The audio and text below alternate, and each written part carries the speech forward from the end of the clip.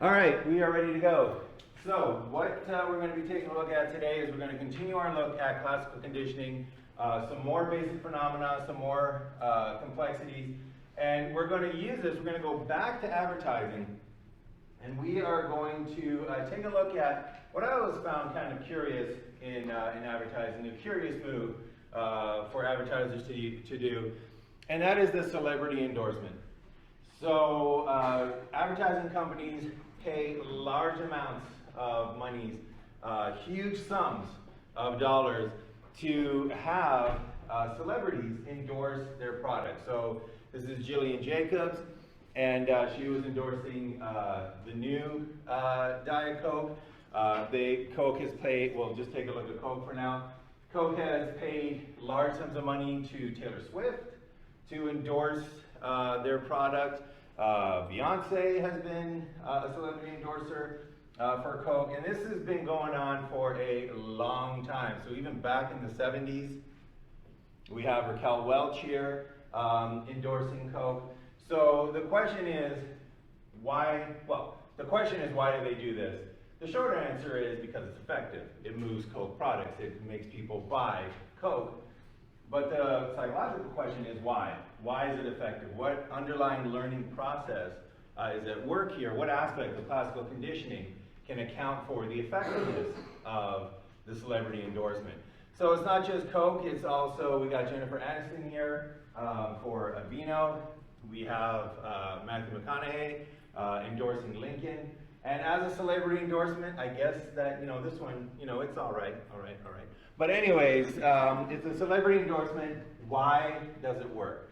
So we're going to take a look at celebrity endorsements, and we're going to focus on somebody that, if you're a basketball fan, you're probably aware of, but a little bit before your time, and that is Michael Jordan.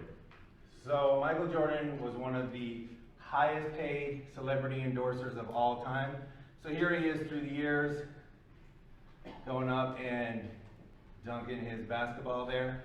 And if you want to know just how amazing Michael Jordan was, first off, whenever there's a great new basketball player, they always wonder if he will be the next Michael Jordan. So is Kobe Bryant going to be the next Michael Jordan? Is LeBron James going to be the next Michael Jordan? So he's the standard against which all great players are measured at this time.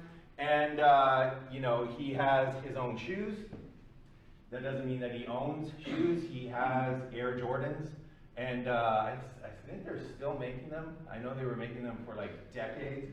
And if you want to buy original Air Jordans on the resale market, get ready to not come to college next semester because you have to spend your tuition. They're massive. So so he was paid a lot for celebrity endorsements. And some of these celebrity endorsements, you might think, well, they make sense, right? So he's a basketball player, he needs shoes. You gotta have good shoes to play basketball. So the fact that he can do this in his Air Jordans, in his Nike shoes, that might indicate to us that those are high quality shoes. He can clearly pick any shoes in the world to wear. He chooses these, they must have high quality. So it makes sense that Nike would come to him and say, endorse our shoes. And he also endorsed Wheaties. So he was on the Wheaties box, and another Wheaties box, and more Wheaties boxes, and continuous Wheaties boxes. And once again, you can buy these on the secondary market for probably the cost of textbooks at this time. But anyways, this also kind of makes sense, right? So he's an athlete, he's got to keep his body in tip-top condition. Maybe Wheaties is a healthy breakfast option, that'll help you reach your physical goals. But he was endorsing everything. So he endorsed Hanes underwear. And then the link between that and performance starts to get a little tenuous, right? You start looking at it and say, well, I guess you need comfortable underwear if you're going to be running around on the basketball court, so maybe that makes sense. He endorsed ballpark hot dogs, and I guarantee you no serious athlete has this as a staple of their diet. He endorsed Coca-Cola, and once again, no serious athlete is going to be drinking tons of Coca-Cola. And he endorsed everything. He endorsed batteries, and there's no possible connection between Rayovac batteries in his performance on the court. And just to give you a little way back playback, he endorsed MCI, which used to do long distance telephone services back when you had to pay extra for long distance telephones. So here's a commercial that he did way back when. And again, why? Tweety, I really don't think you guys are relatives. I do. MCI pipes and senders helps me keep up with my space team buddies. He doesn't even have feathers. But we have the same last name. It's just 5 cents a minute, every Sunday, along with low rates all week long. That used to be a great deal. Imagine being able to talk to your family in another state for only 5 cents a minute on Sundays of all days. But just because you're Larry Bird and you're Tweety Bird doesn't mean you're related. I don't know. We look an awful lot alike. Call 1-800-SUNDAYS to become an NCI customer. All right, so that was him celebrity endorsing MCI. So the question is why? Why were they paying him millions of dollars to endorse these products? And again, we're going to tie this into classical conditioning, specifically higher order conditioning. And we're also going to take a look at higher order conditioning and use it to answer another mystery. And that mystery has to do with trailers that are designed for children's movies. So one of the ones that initially grabbed my attention on this was for the movie Penguins of Madagascar. Is everybody familiar with the Madagascar franchise? So this was a spin-off movie centering on these 4 highly skilled penguins. So let's take a look at this trailer here, and we'll see. We'll just kind of take a look at it and see if you can notice anything a little weird. When the world needs saving, it will take the most elite team on Earth. Skipper, Kowalski, Rico, and Private. We're the elitists of the elite. Ha-ha! Whoa, hey there. And the creators of Madagascar. Okay, boys, this is it. The mission we've been preparing for our entire lives. Remain calm, penguins. You are now under the protection of the North Wind. Private, dibble me. We're not going anywhere with you. We don't even know who the heck you are. The North Wind is an elite undercover interspecies. An elite undercover interspecies task force dedicated to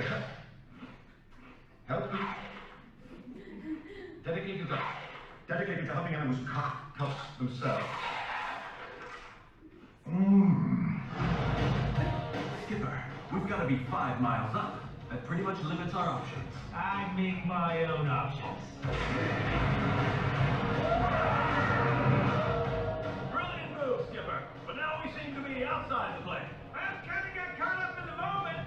Well, hindsight's 2020. Oh, why don't we catch that plane? Bird strike, log in.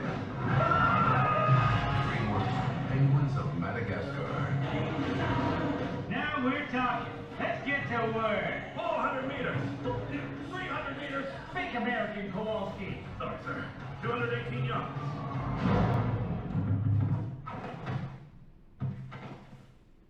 Okay, then. It's clear what we need to do next.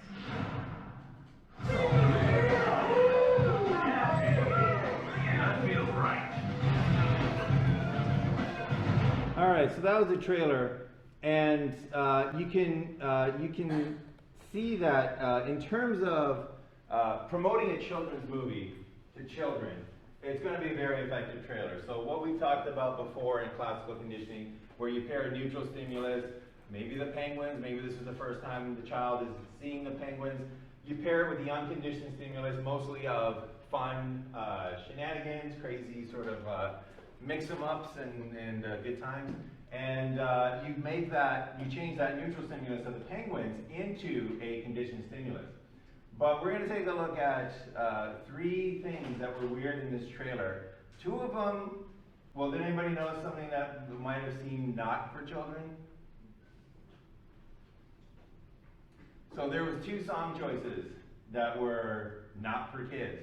There were 2 song choices, one a very adult song, and then 2 a song that was from the 80s, which you would not expect children to be listening to. And then Agent Classified, the wolf, it was voiced by Benedict Cumberbatch. And they paid Benedict Cumberbatch a lot of money, and I don't know a 5 to 6 to 8-year-old child at that time who was watching Sherlock and was a fan of Benedict Cumberbatch. So this was before Doctor Strange, but it was a very effective commercial for children. And just as an aside, my daughter, who's 8 right now, would not eat Cheetos unless I said, the North Wind is an elite undercountry language. Like, the North Wind. So it's fun for kids, but why those distinctly non-children choices? We're going to see why when we take a look again at higher order conditioning. So that is the order of the day for today's class. So we are going to take a look at those extensions of classical conditioning, specifically higher order conditioning, to answer why are celebrity endorsements effective, why do we care what Taylor Swift drinks, why was Michael Jordan paid all this money to endorse batteries. And then we're going to take a look at the design of trailers for children's movies and why some very adult choices are put into these particular trailers.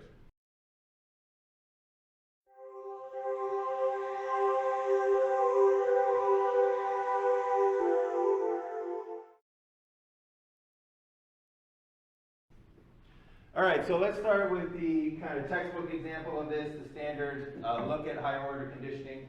So once again, we have our dog hooked up to the salivation tracker right there. And before conditioning, food, your unconditioned stimulus, causes salivation, your unconditioned response. Before conditioning, a bell is a neutral stimulus, and that bell causes no salivation, no target response.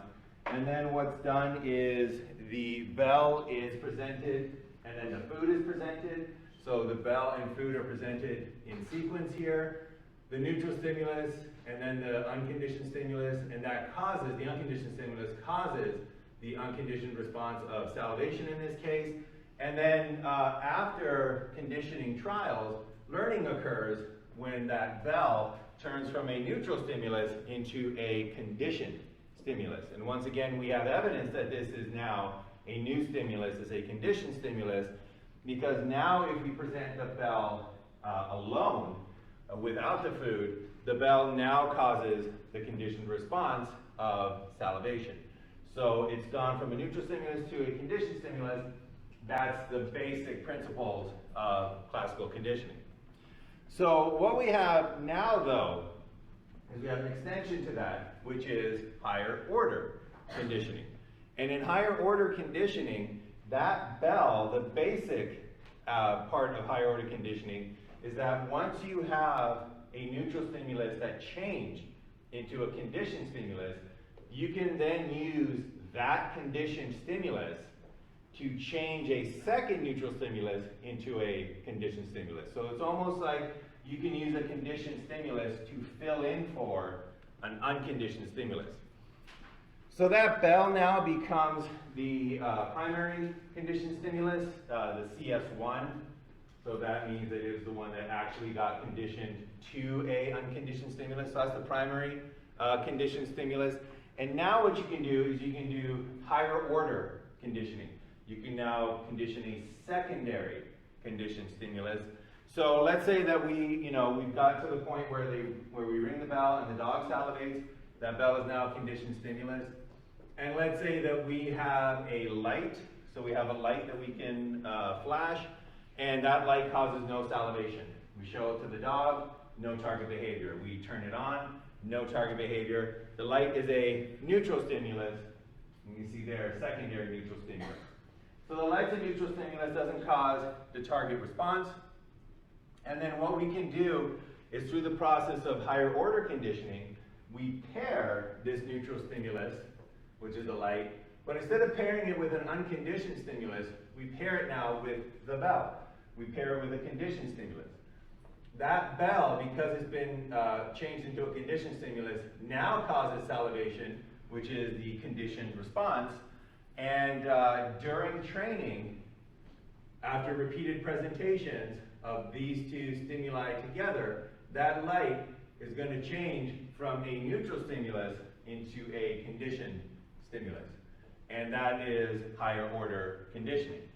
And we know that the light has now changed into a conditioned stimulus because, once again, if we now present the light alone, the light by itself will cause the conditioned response, which is salivation. So this is a way to condition change a stimulus from a neutral stimulus to a conditioned stimulus without ever presenting it with an unconditioned stimulus. So the light was never paired with food, and yet still we were able to change that light from a neutral stimulus to a conditioned stimulus, and now the light on its own causes the conditioned response of salivation. So that's the basic idea of higher order conditioning. Any questions on that? All right. So what does that have to do with celebrity endorsements? What does that have to do with just about every corporation paying Michael Jordan millions of dollars to promote their products?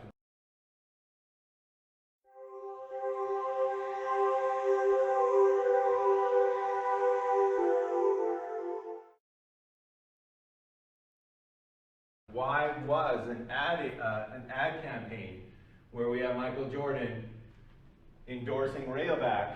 You know, he's not an engineer, he didn't build these batteries, he's not a scientist, he has no ability to comment on their characteristics, and yet this was an effective advertisement, much like many celebrity endorsements.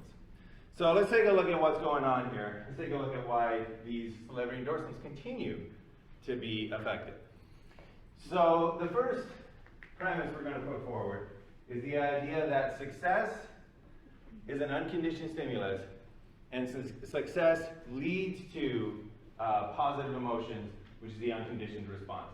So once again, we are working under the notion that positive emotions are what drive consumer behavior. Feeling good about a product is what drives consumer behavior. So what we want to do is we want to get this target behavior to be associated with a particular product. So we're going to start off with the idea that success, the unconditioned stimulus, leads to positive emotion, the unconditioned response. And this is pretty much true. I would say it's unless somebody's your enemy, we'll talk about this in just a bit, but unless somebody's your enemy, seeing somebody succeed usually makes you feel better, right? Nobody is, well, hopefully, none of us have ever watched a TV program where they're telling the story of a person who, you know, just had like hardships. They lost their family when they were very young. You know, their house was torn down in a tornado. You know, but they persevered and they put themselves through college, and now they're, you know, a surgeon that is highly successful and giving back to their community. Usually, people don't hear a story like that and say to themselves, "Ugh, well, that makes me feel horrible."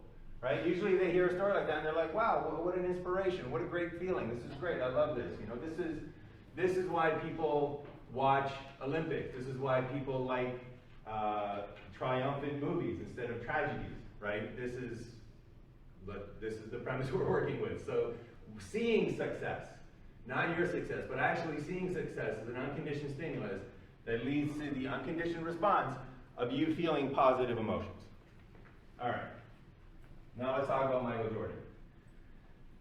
Back when Michael Jordan first started playing basketball, he was a neutral stimulus. At that point, if somebody came up to you and or came up to the average individual and said, "What do you think about Michael Jordan?" their answer would have been, "Michael who?" Right? They didn't know who Michael Jordan was. So at this point, Michael Jordan was our primary neutral stimulus, and he led to no emotions. Right? You saw if somebody said, "Hey, here's a picture of Michael Jordan. What do you think of him?" you'd probably say, well, I don't know, looks like an okay guy. I guess I don't really like him. I don't have any negative feelings about him.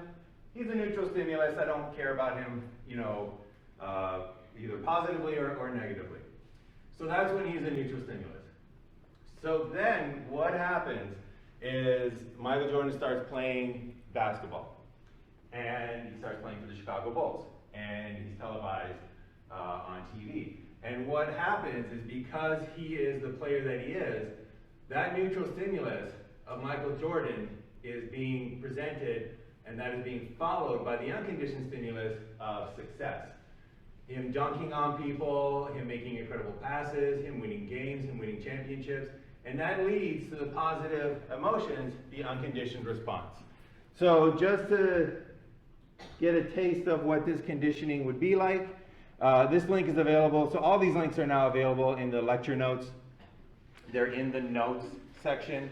And this is the top 50 all-time plays according to this YouTuber for Michael Jordan. We're just going to pick it up at number 30. We're not going to watch all 30. This is just give you a taste of the kind of presentations followed by success. All right, so there's Michael Jordan. There's the neutral stimulus, making an incredible shot. There's your success.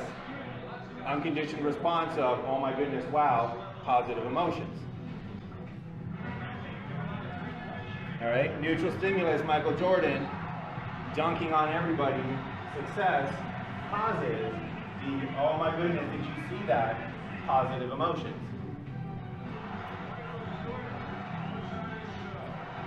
Once again, neutral stimulus. Once again, big time success. Once again, unconditioned response of that positive emotion. All right, so, and if you're wondering just how amazing he was, once again, that was what, number 27? There's like 26 more to go. We're not even in the top 10. So just to give you an idea of what he was like when he was playing.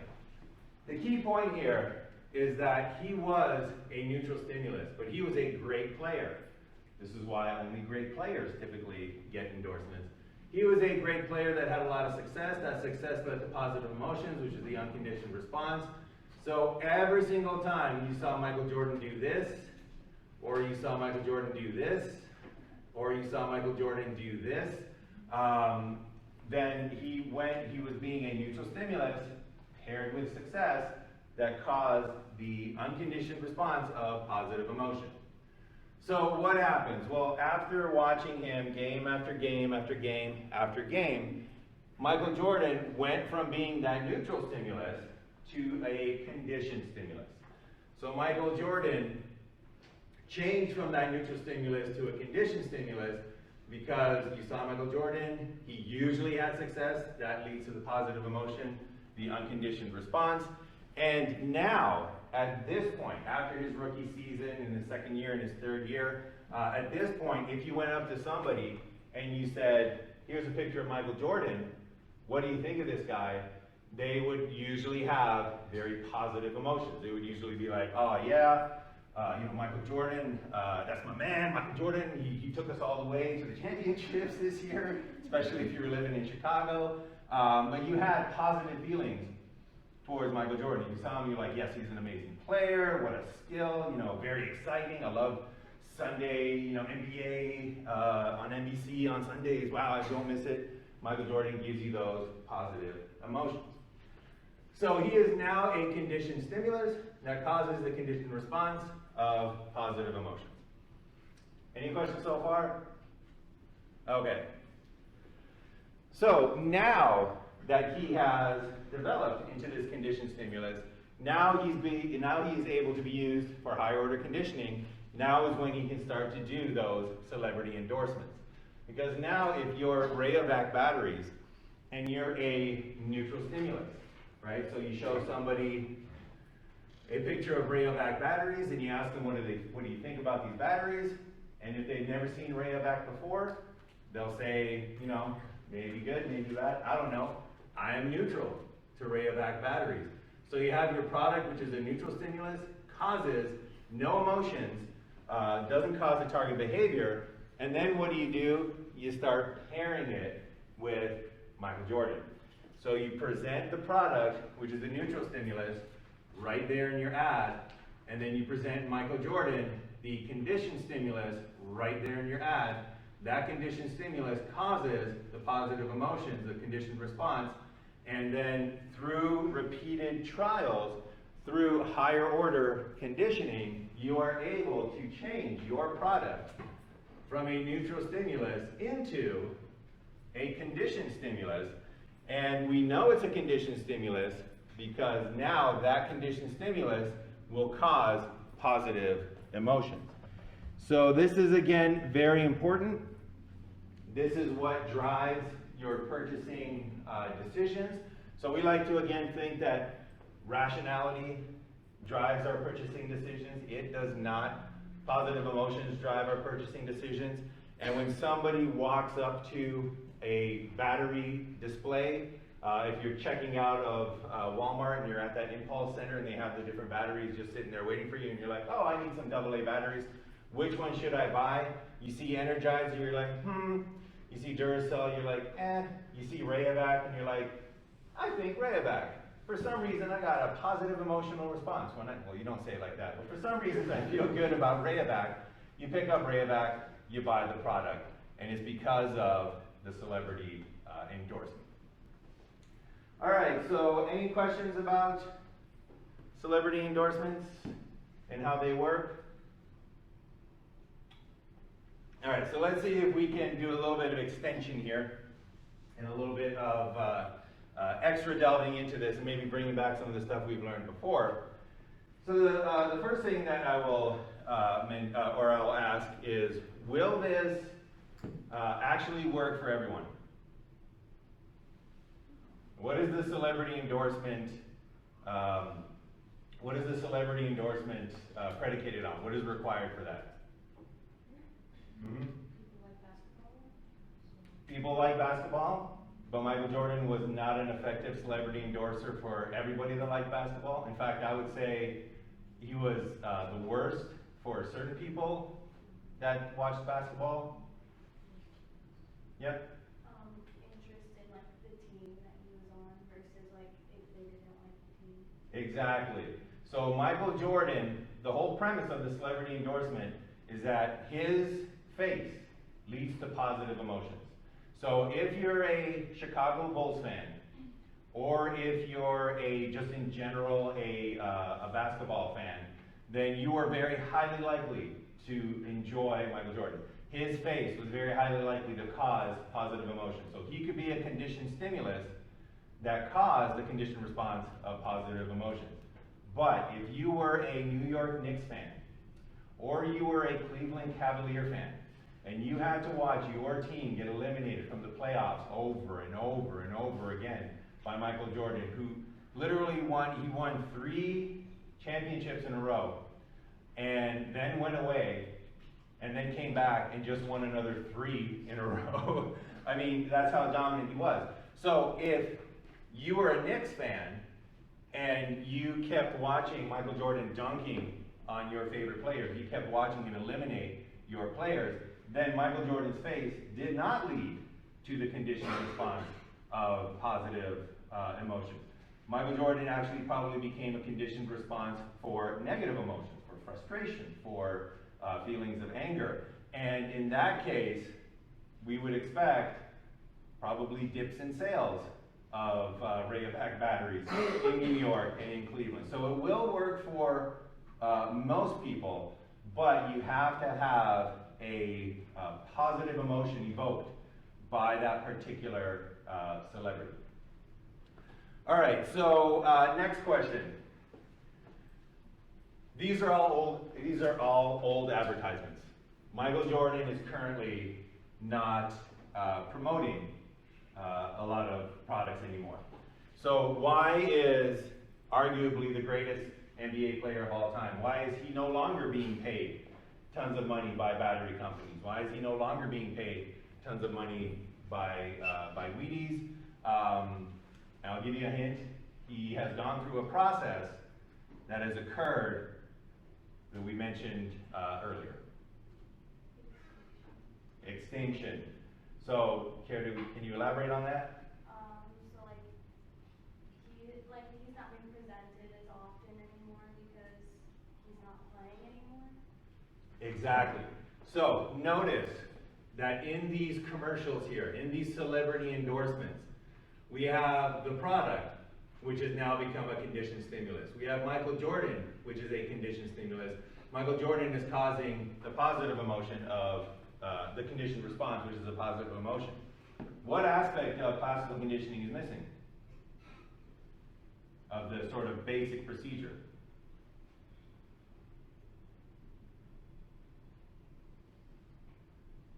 So in the basic setup, we have the conditioned stimulus that is followed by the unconditioned stimulus. What's missing here is the unconditioned stimulus, right? There's no images of him playing basketball. There's no images of him having massive success in these commercials. So what happens is every single presentation of this higher order conditioning procedure is presenting Michael Jordan, this conditioned stimulus, with no unconditioned stimulus. And if you present a conditioned stimulus in the absence of the unconditioned stimulus, you might recall that's extinction. And what that means is that the power of your conditioned stimulus to cause your conditioned response will decrease every single time these ads are used.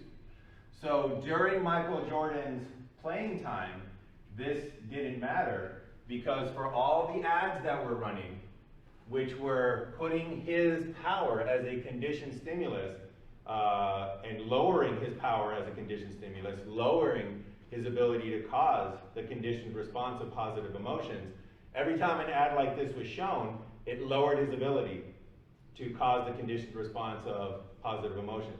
That wasn't a problem when he was playing because come Sunday afternoon, he was presented, once again, here's Michael Jordan. Once again, here's a thunderous dunk, success, the unconditioned stimulus. Once again, you get that positive emotion. So he went through extinction, and then when he was playing, he got classically conditioned. Once again, the conditioned stimulus was strengthened. He could still cause that conditioned response. Once he retired, every single ad that was shown was basically a conditioned stimulus, followed by Michael Jordan, the primary conditioned stimulus, leading to a positive emotion, the conditioned response. But notice again, no unconditioned stimulus, and his power as a celebrity endorser just went down and down and down. So he's still, if you ask people, he's still considered one of, if not the greatest player of all time. He is still highly regarded, but he just doesn't have that conditioned stimulus status where he causes that positive emotion, that conditioned response, and that's why you don't see him endorsing products anymore.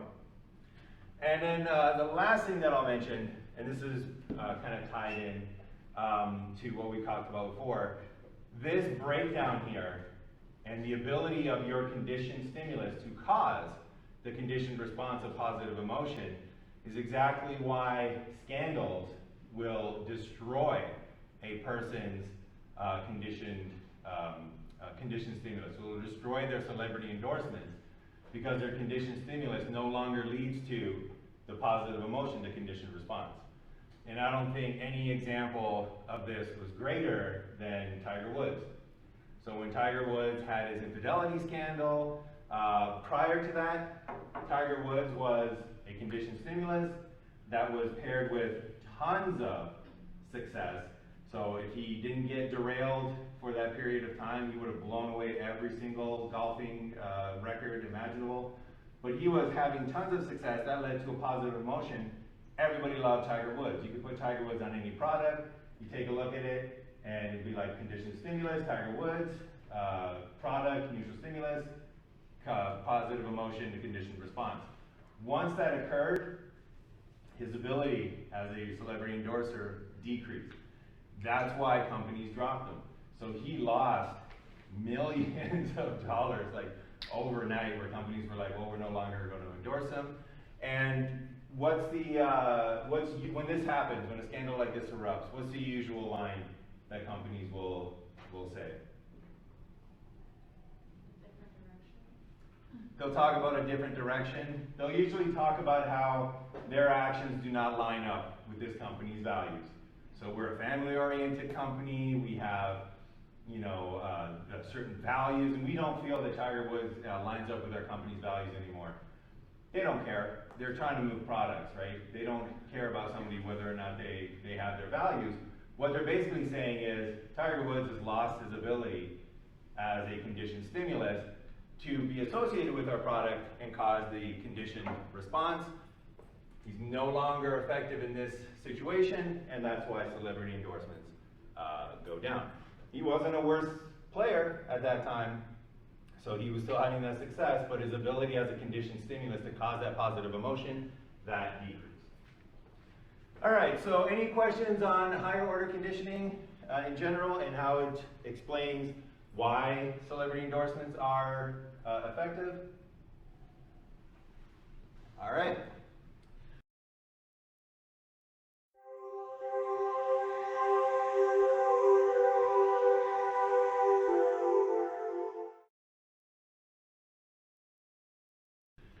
Okay, so the next thing we're going to do is we're going to take a look at the design of Penguins of Madagascar, specifically the trailer. And we're going to take a look at how higher order conditioning is being used in here to promote what is a children's movie. So let's be very clear. This is a completely geared at children's movie. And in the trailer, there was two songs that were prominently featured. The first song was from N.E.R.D, No One Ever Really Dies. This was, I don't know if they're still together, but that's Pharrell before he was happy. And anyways, the song that they used was a big hit. It came out in 2001. The song they used in the trailer is called Lap Dance. So that's your first clue that maybe this is not intended for a child's audience. So we'll take a look at the lyrics. So the lyrics start off with, I'm an outlaw. So we heard that one in the actual trailer. I'm an outlaw. And you might think to yourself, well, the Penguins, they're kind of outlaws. They save the world. They're outside of the scope of, normal channels. All right, so that makes sense. Quick on the draw. It's like, yes, they are very quick. They're very effective. They are good at what they do. They're the elitist of the elitist. Something you've never seen before. I've never seen Penguins as part of an elite group before either. And dare a Mickey Ficky to come in my face. And then all of a sudden you see it goes off the rails. These are the lyrics. All right, so it keeps going. So the chorus comes up and it goes, ooh, baby, you want me? Well, you can get this lap dance here for free. And then one of the raps comes out and it goes, chicks nickname me Pilot, they get high off my D. I take them to my home, they call it the cockpit. Time for takeoff, the pennies they drop quick. Now that's first class F and ain't that some fly S. Not for kids. Alright, so this is not for children at all. What's it doing in this film? Why did they choose this? So they chose it for a very good reason. So again, completely wrong, but I'll give you a clue. Look at that year. That was 2001. This movie came out 2015, I think is when it came out. So we got 2001, and the movie came out 2015-ish. So that was one of the choices. The other choice that was in there that was featured prominently was Danger Zone by Kenny Loggins. And this is a song that came out even earlier, right? So I have never met an 8-year-old child who's, first off, who was into Kenny Loggins. He's a very sort of like 1980s of that period type of artist. So I've rarely ever met a child who was rocking Kenny Loggins, their playlist, and I very rarely met a child with responsible parents who was allowed to listen to lap dance. So what are both of these songs doing in this Penguins trailer? Does anybody have an idea? Does anybody have a speculation of what was going on? Targeting the parents. Targeting the parents. So did anybody else think of that? Yes. So these songs were included in this specifically to target two sets of parents. So two sets of parents were targeted here. And again, the clues come from the fact that Kenny Loggins' Danger Zone, that was released in 1986. Lap Dance was released in 2011. Penguins of Madagascar, again, I believe 2015-ish. So why is it important to appeal to the parents? It's important to appeal to the parents in this trailer as well because the bottom line is somebody has to take these kids to this movie. So two people need to be convinced in this trailer. Number one, the children need to be convinced that they're going to have a good time going to the movies. Number two, the parents need to be convinced. They need to make that choice of, yes, I will take you to go see Penguins. So let's take a look at the trailer first, and we'll take a look at how it appeals to the children. So this is not higher order conditioning. This is just your straight, regular conditioning. So at the beginning, once again, we have that idea that if you see fun, that's the unconditioned stimulus. That causes the positive emotion, the unconditioned response. So that's why, once again, this trailer was filled with, fun shenanigans and other instances. All right, so we have that. Let's say that these children here have never seen the penguins. They're oblivious to what the penguins are. Penguins are a neutral stimulus. They cause no emotion. They don't want to go see the movie. They don't want to avoid it. They couldn't really care. Penguins is a neutral stimulus.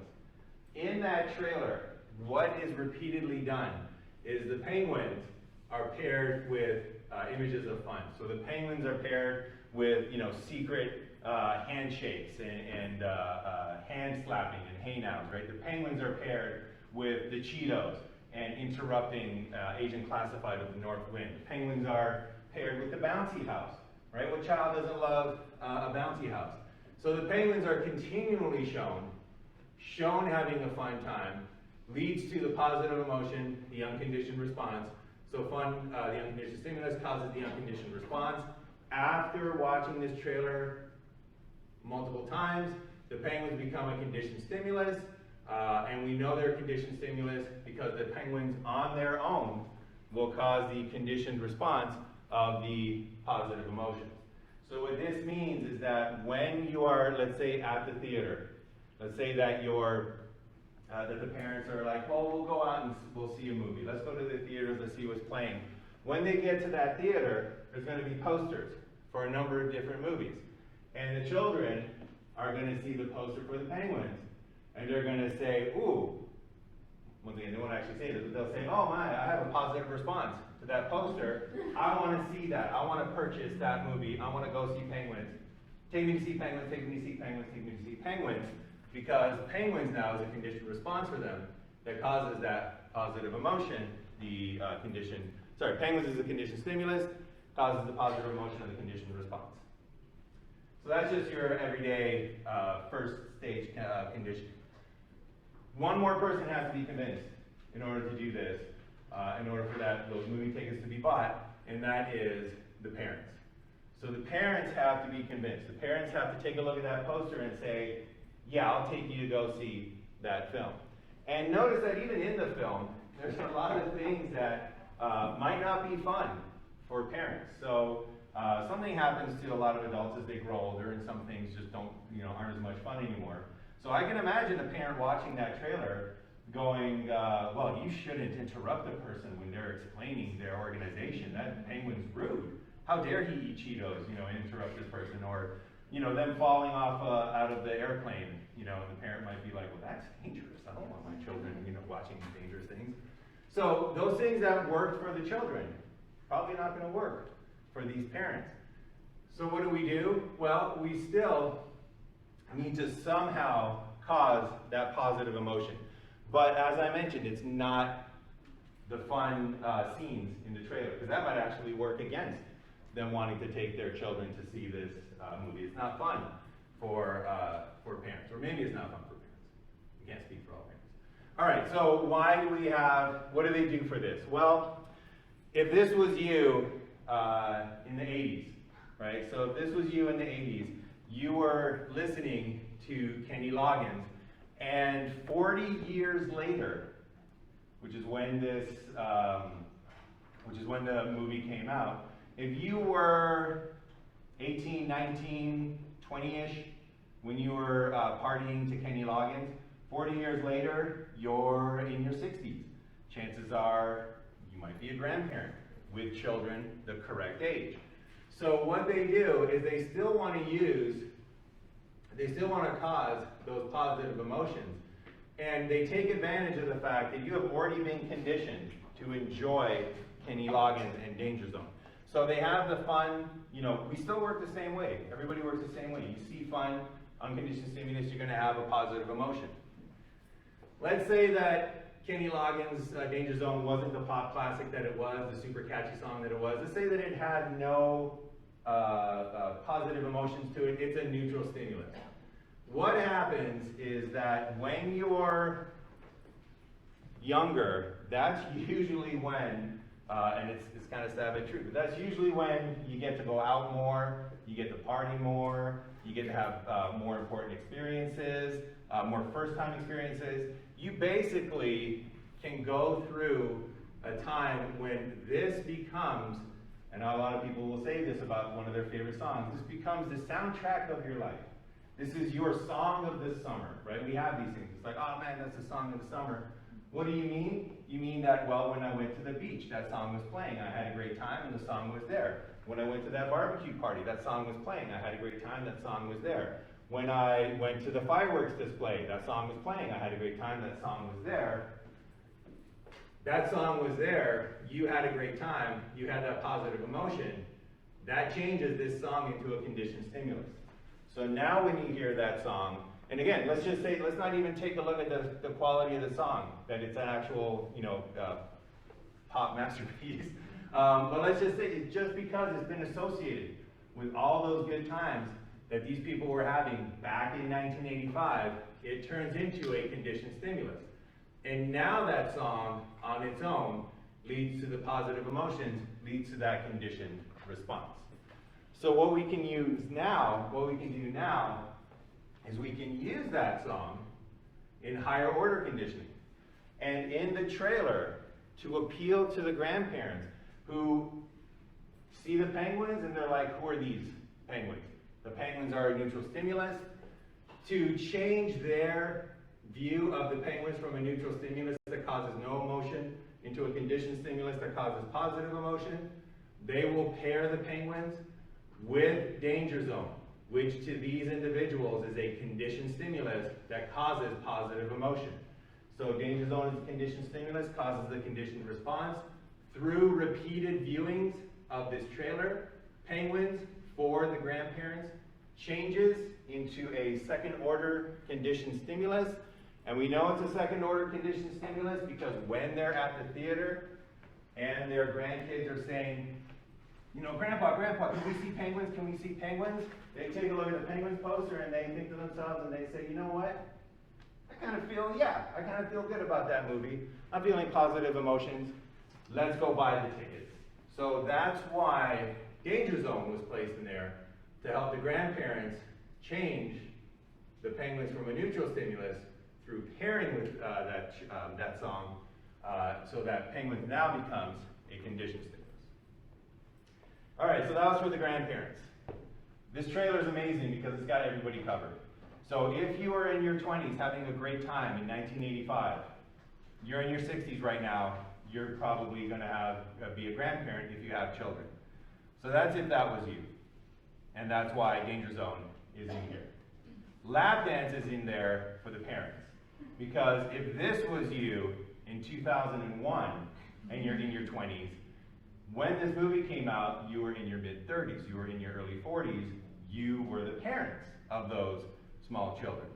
So Lap Dance was a big hit. It was being played just about everywhere at that time. So once again, you go to the beach, Lap Dance is there. You go to the barbecue, Lap Dance is there. You go to Lollapalooza, if anybody remembers that, N.E.R.D was there, Lap Dance was there. So Kenny Loggins for the grandparents, Lap Dance was for the parents. And once again, you have the neutral stimulus of Penguins, you got the song Lap Dance in the trailer, causes the positive emotion because it's a conditioned stimulus, and that's why that was included. And again, totally inappropriate. Like, we saw how inappropriate the lyrics were. It was chosen because of that ability that it had as a conditioned stimulus. All right, so any questions on that? Incidentally, this higher order conditioning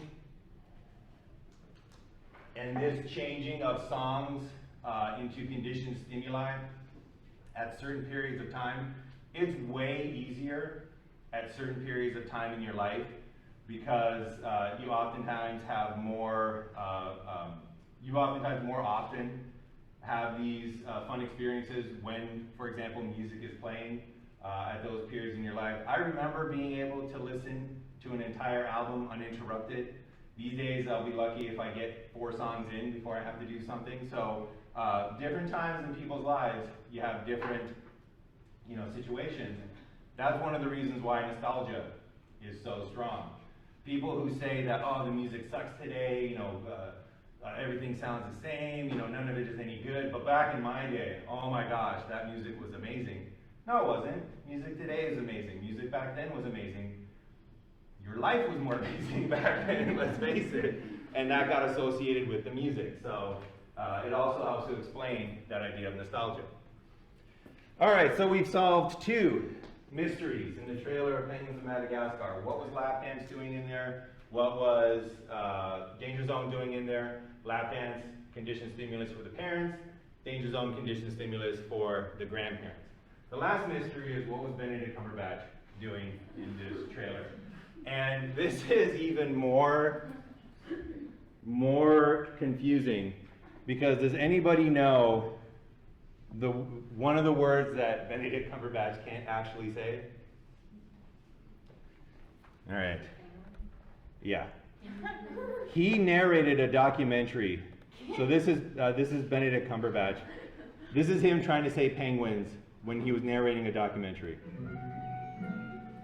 It's penguins. Crested penguins. Parent penguin heading home. So why are these woodlands so attractive to penguins?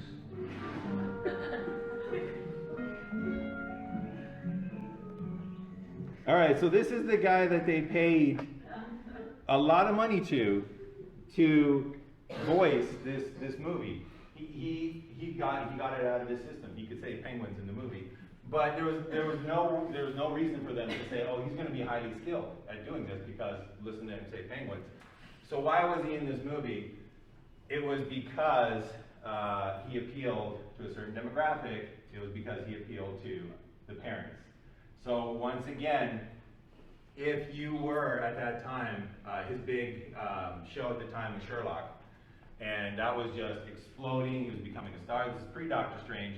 That was exploding. He was becoming a star. That's not a show for children. It was a show for adults.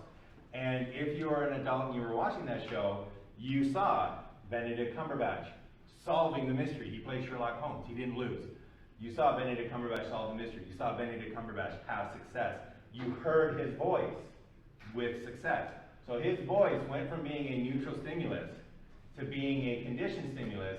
So hiring him as the voice of Agent Classified, the Wolf, once again, you were able to use that conditioned stimulus of his voice causing the conditioned response of positive emotion and put it in a trailer, making it more likely that he would, that the parents, again,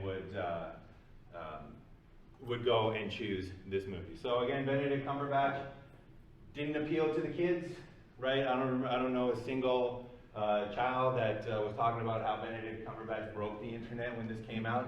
But for the parents, yeah, Benedict Cumberbatch, conditioned stimulus led to positive emotions, and that's why he was included, even though he can't say penguins. All right, any final questions on higher order conditioning?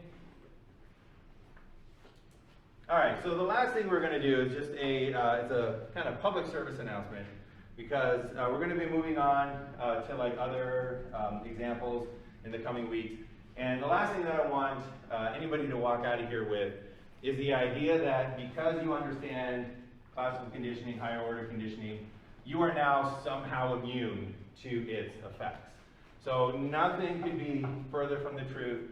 You can analyze the heck out of Penguins of Madagascar, but if you're in your 40s, in your mid 40s, when you hear lap dance, you're still going to be bobbing your head and saying, "Oh yeah." So just to give you kind of proof of this, I'm going to show you two commercials from one last time with Michael Jordan.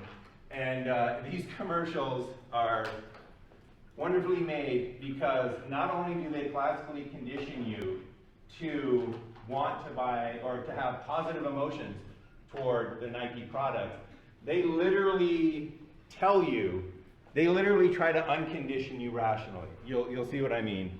This was we should see two commercials that were directed by Spike Lee. So that's Spike Lee right there. So let's take a look at the two of them. And once again, we'll see how classical conditioning is being put in there and just cannot be fought with rational explanations. Yo, Mars Blackman here with my main man, Michael Jordan. Yo, Mike, what makes you the best player in the universe? Is it the vicious stunts? No, Mars. Is it the haircut? No, Mars. Is it the shoes? No, Mars. Is it the extra long shorts?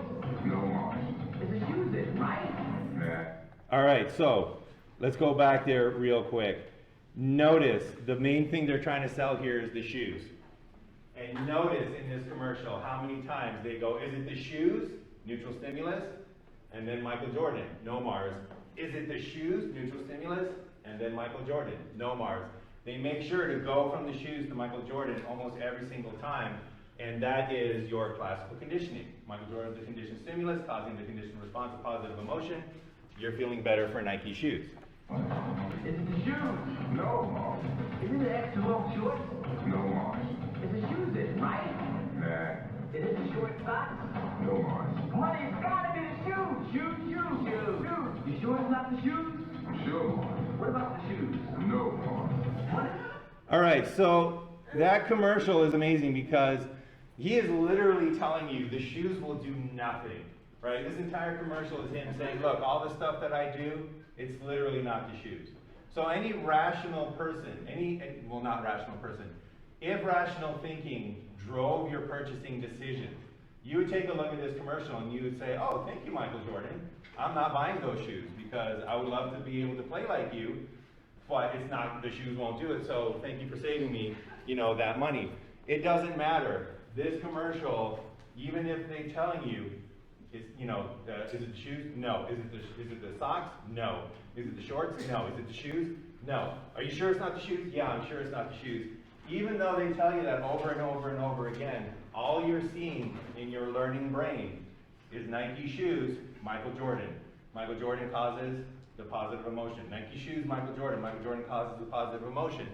So when you finally go to the store and you have that wall of shoes, that you'll see in the stores, and you're looking and you go, which one should I buy? I don't know. Yeah, Air Jordans. I feel good about Air Jordans. And that's the way that these will work. So we'll close with just one more example because these were hilariously amazing. Yo, this is Mars Blackman, and this is my main man, Michael Jordan. And this is a pair of Air Jordans from Nike. This is something you can buy. And this is a patented, vicious, high-flying, 360 slam dunk. This is something you cannot do. Let me repeat myself. This you can buy. You cannot do this. You can. So once again, how often in this one commercial do they go, here's the shoes, here's Michael Jordan. Here are the shoes, here's Michael Jordan. Here's your neutral stimulus, here's your conditioned stimulus causing the conditioned response of positive emotions, changing the neutral stimulus to a conditioned stimulus.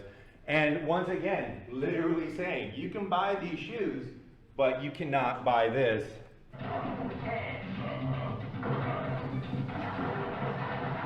No! All right, so again, that's just my little public service announcement, one more example of how classical conditioning works.